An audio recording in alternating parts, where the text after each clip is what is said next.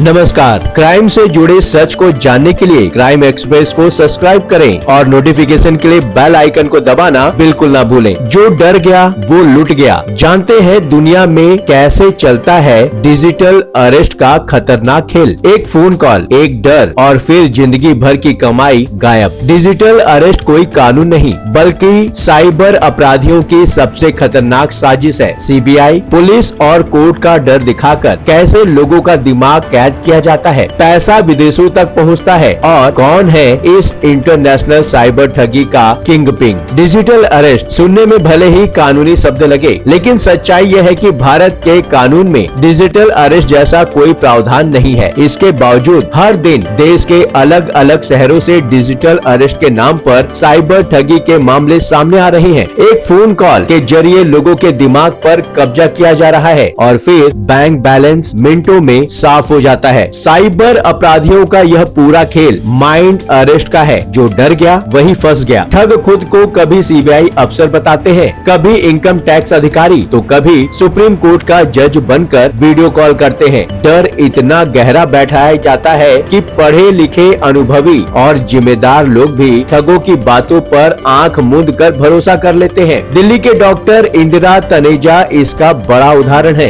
एक phone call से शुरू हुई बातचीत में उन्हें मनी लॉन्ड्रिंग केस में फंसाने का डर दिखाया गया। फर्जी पुलिस स्टेशन, नकली वर्दी, वीडियो कॉल पर फर्जी जज, सब कुछ इतना प्रोफेशनल कि शक की कोई गुंजाइश ही नहीं। डर के इसी जाल में फंसकर डॉक्टर तनेजा और उनके पति ने 14 करोड़ रुपए से ज्यादा गंवा दिए। इंदिरा तनेजा बताती हैं कि कैसे ट्राई से कॉल आने की बात कही गई। इसके बाद ठगों ने उन्हें मुंबई के एक पुलिस स्टेशन से जोड़ा। एफआईआर, गिरफ्तारी और बैंक अकाउंट फ्रीज होने की धमकी दी गई। डर के कारण उन्होंने किसी से बात नहीं की और यही ठगों की सबसे बड़ी जीत बन गई। ऐसा मामला पटना के एक डॉक्टर दंपत्ति के साथ हुआ। कई दिनों तक डिजिटल अरेस्ट में रखकर कभी सीबीआई अफसर बनकर कभी जज बनकर वीडियो कॉल किए गए। जब तक साजिश समझ में आई तब तक 2 करोड़ 20 लाख रुपए खाते से उड़ चुके थे। साइबर ठगों का जाल यही नहीं रुका। पंजाब पुलिस के पूर्व आईजी अमर सिंह से 8 करोड़ रुपए की ठगी हुई। रिटायर्ड अफसर रमेश चंद्र भी इसी डर के खेल का शिकार बने। पैटर्न साफ है, ठग सीधे पैसे नहीं मांगते, पहले दिमाग पर कब्जा करते हैं। साइबर एक्सपर्ट अमित दुबे के मुताबिक देश में हर दिन 30 से 35 हजार साइबर क्राइम की शिकायतें दर्ज हो रही हैं। 2023 में 22 लाख साइबर फ्रॉड केस सामने आए और आने वाले समय में यह आंकड़ा 50 लाख तक पहुंच सकता है। कानून साफ है, कोई भी जांच एजेंसी डिजिटल अरेस्ट नहीं करती, ना कोई ऐप डाउनलोड करवाती है, ना सुप्रीम कोर्ट का लिंक भेजती है। डिजिटल अरेस्ट सिर्फ साइबर अपराधियों का हथियार है। अब सवाल ये है कि डिजिटल अरेस्ट से लूटा गया पैसा जाता कहां है। जांच में सामने आया इंटरनेशनल साइबर फ्रॉड नेटवर्क। इस नेटवर्क का सबसे बड़ा नाम है 37 साल का चेन जी। चीन में जन्मा, कंबोडिया की नागरिकता लेने वाला चेन जी भारत से लेकर अमेरिका, चीन और यूरोप तक साइबर ठगी का खेल चला रहा था। कंबोडिया के प्रिंस होल्डिंग ग्रुप के जरिए उसने रियल एस्टेट, बैंकिंग और लग्जरी ब्रांड्स में निवेश किया। डिजिटल अरेस्ट से लूटी गई रकम कंबोडिया के प्रिंस बैंक तक पहुंचती थी। यही नहीं, कंबोडिया और आसपास के इलाकों में साइबर स्कैम सेंटर्स बनाए गए, जहां अलग अलग देशों से लोगों को लाकर ठगी करवाई जाती थी। जून 2025 से जनवरी 2026 के बीच कंबोडिया में 118 स्कैम सेंटर पर रेड हुई। 23 देशों के करीब 5000 लोग गिरफ्तार किए गए। चेन जी की गिरफ्तारी के बाद साइबर फ्रॉड नेटवर्क में हड़कंप मच गया। फिलहाल चेन जी चीन की हिरासत में है, लेकिन खतरा टला नहीं। म्यांमार, थाईलैंड और कंबोडिया में फैले स्कैम सेंटर्स अभी भी सक्रिय हैं। साइबर अपराधियों की सबसे बड़ी ताकत डर है। इस डर को हराने का एक ही तरीका है, सतर्कता,